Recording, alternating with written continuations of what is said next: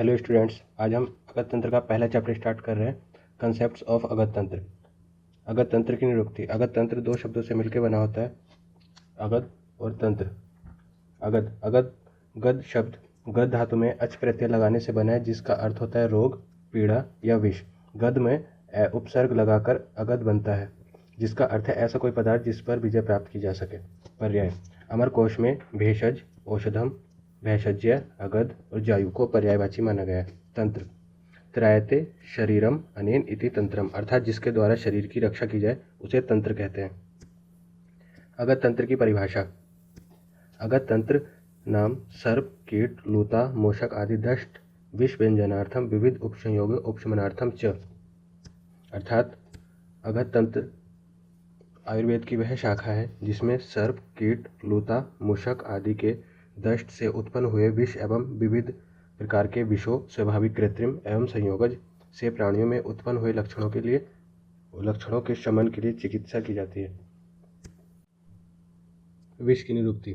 विष शब्द विष धातु में कै प्रत्यय लगाकर बनता है, जिसका अर्थ है घेरना, छा जाना, व्याप्त होना। जो शीघ्रता से रसादी धातु में फैल जाए उसे विष कहते हैं। विष की परिभाषा।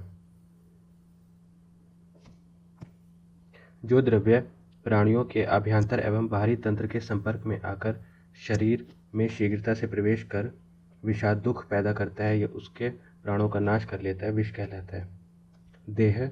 देहम प्रविश्य यद द्रव्यम दूषित्वा रसादिकान् स्वास्थ्य प्राणहरम च स्यात् तद द्रव्यम विषम उच्यते, अर्थात शरीर में प्रवेश कर जो द्रव्य रस आदि धातुओं को दूषित करते हुए स्वस्थ व्यक्तियों के प्राण को हर ले उसे विष की संज्ञा दी गई है। विष के पर्याय।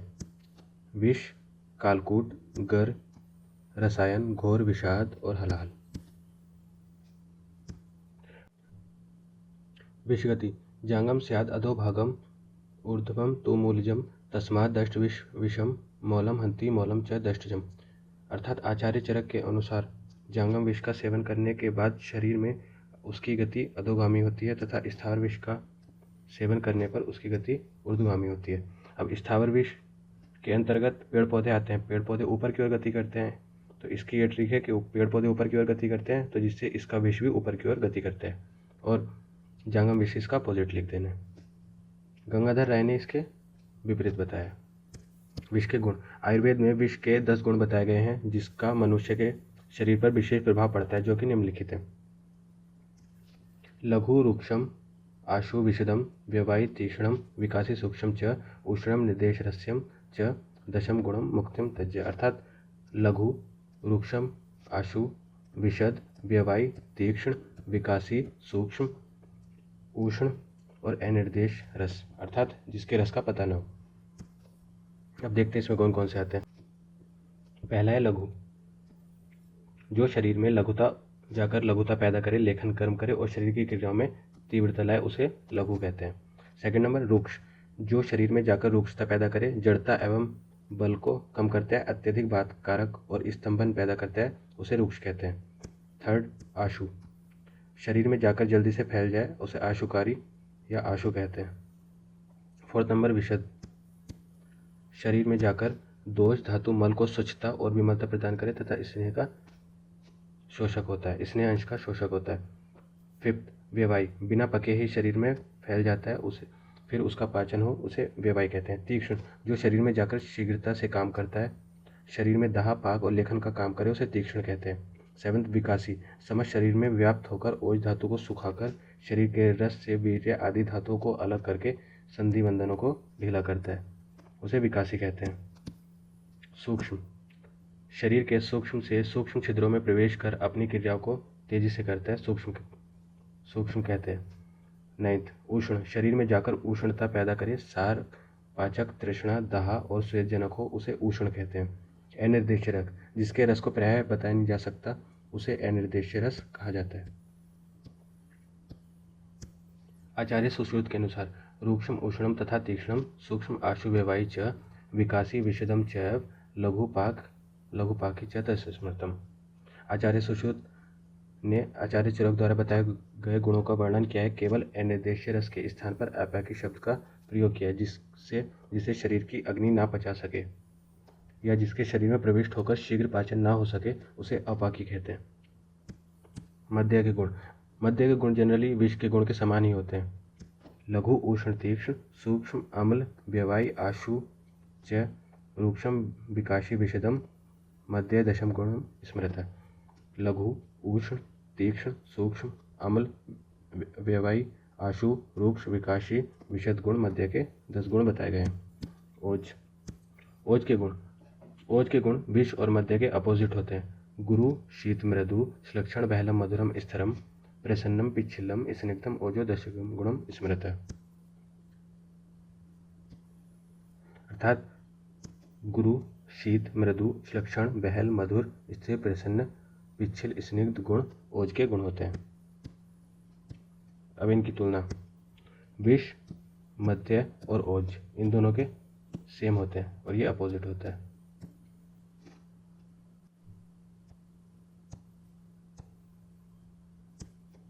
वात आदि दोषों के कारण शरीर पर विष का प्रभाव।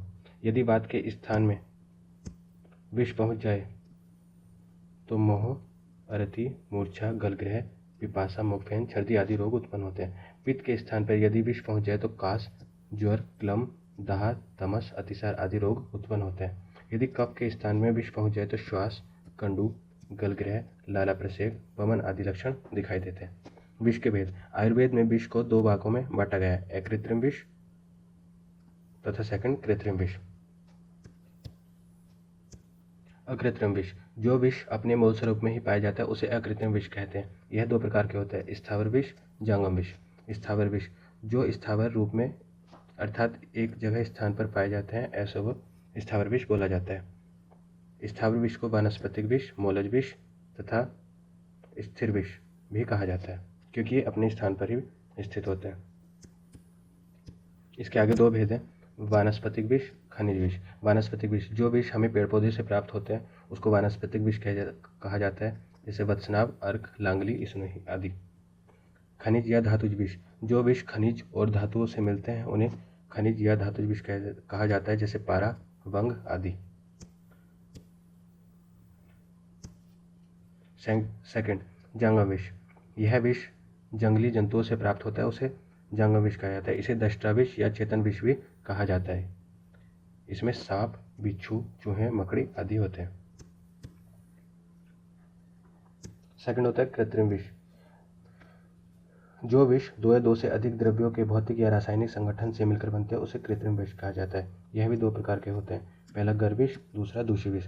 एक से अधिक अर्थात 2 या 2 से अधिक द्रव्यों के संयोग से बने हुए विष को गर्विष कहा जाता है। विष रहित द्रव्यों के संयोग से, यह जनरली विष रहित द्रव्यों के संयोग से जैसे मधु एवं घृत की सम मात्रा में प्रयोग या 2 से 2 अधिक सविष पदार्थों के संयोग से भी गर्विष बनता है। सेकंड दूषी विष। स्थावर विष जंगम या कृत्रिम विष का वह अंश जो शरीर में पड़ा रहकर धीरे धीरे शरीर की धातुओं को विशेष रूप से रक्त को दूषित करके कालांतर में प्राणों को हर लेता है, दूषी विष कहलाता है। इसके आगे टेबल दे रखी है। विष यह 2 पार्ट्स में डिवाइड होता है, अकृत्रिम विष कृत्रिम विष। अकृत्रिम विष स्थावर विष और जंगम विष। कृत्रिम विष गर्विष और दूषी विष। स्थावर विष को फिर से 2 पार्ट्स में डिवाइड किया गया है, वानस्पतिक विष और खनिज विष। रस तरंगिणी के अनुसार विष को 2 भागों में बांटा गया है, स्थावर विष और जंगम विष, जिसमें स्थावर विष को महाविष एवं उपविष 2 भागों में बांटा गया है। अब विष के टाइप। विष कितने प्रकार का होता है? विष 9 और उपविष 11 भागों में बांटा गया है।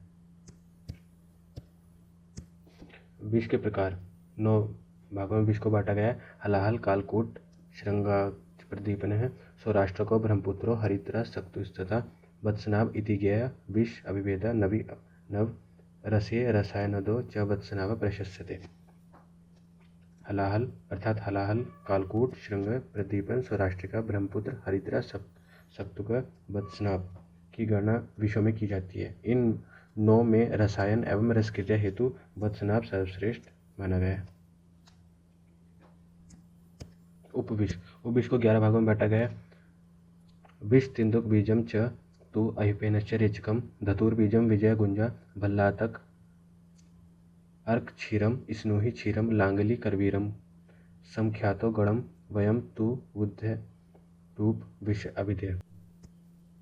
अब देखते हैं विष के अधिष्ठान। स्थावर विष के अधिष्ठान। स्थावर द्रव्यों के जिन भागों में विष पाया जाता है उन्हें विष का अधिष्ठान माना गया है। स्थावर विष के 10 अधिष्ठान माने गए हैं तथा स्थावर विषों की कुल संख्या 55 होती है। मूलम पत्रम फलम पुष्पम त्वक क्षीरसार एव च निर्यासो धातवश्च कंदश्च दशम स्मृतः। अर्थात मूल, पत्र, फल, पुष्प, त्वक, क्षीर, सार, निर्यास, धातु, कंद, ये टोटल मिला के 10 अधिष्ठान माने गए हैं। पहला देखते हैं मूल विष। जिन वनस्पतियों की जड़ या मूल में विष, थोड़ा मिसप्रिंट हो गया, विष होता है उसे मूल विष कहा जाता है, जैसे कनेर, भंगा, गुंजा, सुगंध आदि, और इनकी टोटल संख्या होती है 8। सेकंड, पत्र विष। जिन पौधों के पत्तों में विष पाया जाता है उसे पत्र विष कहा जाता है, जैसे विषपत्रिका, महाकरम, लंबा आदि, इनकी संख्या होती है 5। थर्ड, फल विष। जिन वृक्षों के फलों में विष पाया जाता है उसे फल विष कहा जाता है, जैसे कामोद्यति, नंदन, वेणुका, करम, चरमरी, सर्पाक, सर्वधाती आदि, और इनकी संख्या होती है 12। फोर्थ, पुष्प विष। जिन पौधों के फूलों में विष होता है उसे पुष्प विष कहा जाता है, जैसे क्षेत्र, कादम्ब, कर्म और बल्लीज आदि, और इनकी संख्या होती है 5। त्वक, सार, निर्यास विष। जिन पौधों की शाखाओं के रस, गोंद में विष पाया जाता है उनको त्वक, सार, निर्यास विष कहा जाता है, जैसे अंतपाचक, करम, नंदन, नाराचक, करघाट, करतरी आदि, और इनकी संख्या होती है 7। क्षीर विष। कई पेड़ पौधों से दूध निकलता है जो विष वाला होता है, जैसे स्नूही, जलछीरी, आख आदि, और इनकी संख्या होती है 3। धातु विष। कुछ धातुएं विषैली होती है जिनको खाने से प्राणियों की मृत्यु हो जाती है, जैसे फेनाश्म, संख्या, हड़ताल आदि, और इनकी संख्या होती है 2। कंद विष। कुछ कंद भी विष वाले होते हैं, उनको खाने से मनुष्य तथा पशुओं की मृत्यु हो जाती है, जैसे कालकूट, वत्सनाभ, मुस्तक, मूलक, महाविष आदि, और इनकी संख्या होती है 13। जांगम विष के अधिष्ठान। दृष्टि, निश्वास, दष्ट, नख, मूत्र, पुरुष, शुक्र, लालार्तव, मुख, संदंश, विसर्जित, तुंड, अस्थि, पित्त, शुक, शब्द आदि। जांगम विष। प्राणियों में पाए जाने वाले विष को जांगम विष कहा जाता है, जैसे सर्प, वृश्चिक, अलर्क, लूता, मूषक आदि, और इनके 16 अधिष्ठान होते हैं। चलिए अब इनके एक एक करके 16 अधिष्ठान देखते हैं। पहला, दृष्टि, जो कि द्रव्य सर्प में मिलता है, जिनकी केवल दृष्टि भर से ही विषाक्त उत्पन्न हो जाता है। दूसरा, निश्वास, ये भी द्रव्य सर्प में, जिनके श्वास से शरीर में विषाक्तता उत्पन्न होती है। थर्ड नंबर, दृष्टा, जिनके काटने से विष उत्पन्न होता है, जैसे भौमसर, वानर, मकर और मंडूक। फोर्थ है नख, जिसके नेल्स में विष होता है, जैसे वानर, मकर, मंडूका, ग्रहगोदिका, गोधा और मार्जर। फिफ्थ है मूत्र, जिसके यूरिन में विष होता है, जैसे चिपट, सर्वयक, तोटक, ये सरशप होगा। सिक्स्थ, पुरुष, वर्चकीट, चिपट, सरशप, तोटक। सेवेंथ है शुक्र, जिसके शुक्र में विष होता है, जैसे मूषक। एट्थ, लालास्त्राव, जिसके लालास्त्राव अर्थात सलाइवा में विष होता है, जैसे लूता। आर्तव, जिसके आर्तव में विष होता है, जैसे लूता है, इसका भी उदाहरण लूता है। 10th, मुख संदंश, मक्षिका, कणभ, जलोका। 11th, विसर्जित, चित्रशीर, शराब, मेढक आदि। तुंड, वर्टी, शतपदी, शूक और भ्रमर। अस्थि, जिसकी अस्थियों में विष होता है, जैसे सर्पकंटक, वर्टी, मत्स्य अस्थि अर्थात मछली की अस्थि। 7th, पित्त, बाइल, वर्टी, मत्स्य और शाकुली मत्स्य।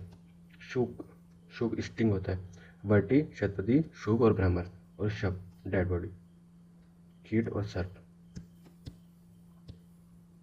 अब देखते हैं इनका वेग। आयुर्वेद में सप्त धातु, रस, रक्त, मांस आदि का वर्णन करते हुए बताया गया है कि प्रत्येक धातुओं के बीच एक कला होती है। विष के सेवन के पश्चात प्रत्येक धातु को क्रम से दूषित करता हुआ उत्तरोत्तर धातु में प्रवेश करता है। जब विष एक धातु से प्रविष्ट होकर अगली में जाती है तो उस क्रिया को विष का एक वेग बोलते हैं। विष जिस धातु में प्रविष्ट होते हैं उसके अनुसार ही लक्षण उत्पन्न होते हैं। वेगांतर, वायु के प्रभाव के कारण विष को एक कला से दूसरी कला में जाने पर जो समय लगता है उतने ही समय को वेगांतर कहा जाता है।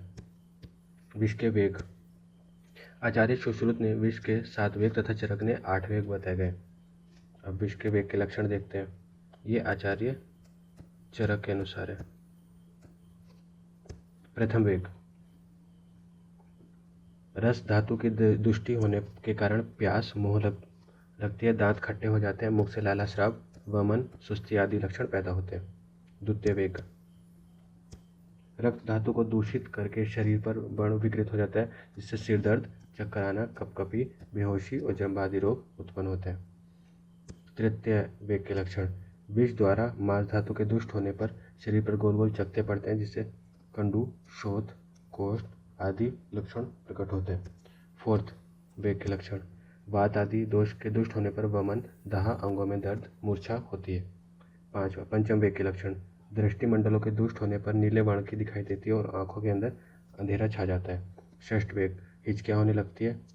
सप्तम वेग, स्कंध भंग होता है और अष्टम वेग, श्वास अवरोध होने से मृत्यु हो जाती है। शंका विष, दूर अंधकारे विदस्य केनचित् विशंकया विष उद्वेग ज्वर छर्दी मूर्छा दाहोपि वा भवेत् ग्लानिर मोह अतिसार चाप्येत अंग विषम मतम। अर्थात जब किसी व्यक्ति को अंधेरे में किसी बिना विष वाले प्राणी द्वारा काटा जाता है या कोई चीज़ छुप जाती है तो ऐसे में व्यक्ति को कभी कभी यह संदेह हो जाता है कि किसी जहरीले प्राणी द्वारा काटा गया है। तब उसमें वैसे ही लक्षण उपस्थित होते हैं जो वेदना, जैसे वेदना, तब उसमें वैसे लक्षण उपस्थित होने लगते हैं जैसे कि किसी विषैले कीट अथवा सर्प ने काटा हो, जैसे वेदना, ज्वर, शोथ, अतिसार, छर्दी, मूर्छा, दाह आदि। इस स्थिति में को शंका विष कहा जाता है। इसमें उपस्थित सभी रोग ये लक्षण मानसिक होते हैं। शंका विष की चिकित्सा, इस स्थिति के इलाज में बुद्धिमान चिकित्सा द्वारा रोगी को सांत्वना देना चाहिए। उसे चीनी, शुद्ध गंधक, द्राक्षा, मधु आदि को शहद में मिलाकर मंत्रयुक्त पीने से के लिए तथा यह पवित्र पानी उसके शरीर पर छिड़क देना चाहिए। यह सांत्वनादायक एवं उत्साहवर्धक होता है। विष के उपद्रव, आचार्य चरक के अनुसार नीलोष्ठा, दंत शैथिल्य, केश पतन, अंगभंग, विक्षेप, लोमहर्ष आदि। आचार्य सुश्रुत के अनुसार, आचार्य सुश्रुत ने कहा है कि जिसकी जीवा श्वेत वर्ण की हो जाए, नासा एवं स्वरभंग, केशपातन, दंश स्थान पर कृष्ण वर्ण युक्त, शोथ हो जाए, हनुस्तंभ, मुख से लाला स्राव, उन्माद आदि लक्षण हो तो वह व्यक्ति असाध्य हो जाता है। अष्टांग संग्रह के में विष के 16 उपद्रव बताए गए। ज्वर, काश, वमन, श्वास, हिक्का, अतितृष्णा, मूर्छा, अतिसार, मलावरोध आना, वस्तिशूल, शिरःशूल, शोथ, पुति, रक्तस्राव, वात प्रकोप आदि।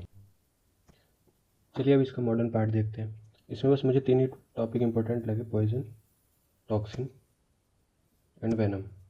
टॉक्सिन एंड वेनम, और ज़्यादा कुछ इंपॉर्टेंट नहीं लगा तो अभी यही देख लेते हैं।